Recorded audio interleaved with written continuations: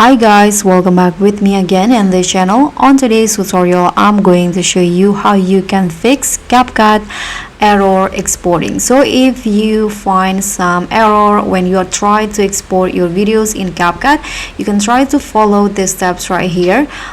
So on your projects, while your projects is still running, you can just go to menu and then go to the settings in here, and you'll find the CapCut project settings. Tap on the performance tab and just uncheck the speed up hardware encoding. Okay, after that you can tap on save and then click on export again, and in here you can fill in or modify the export settings, and hopefully after that you can just click on export and the error will be fixed. So just like this. And that's all from me. Thank you so much for watching.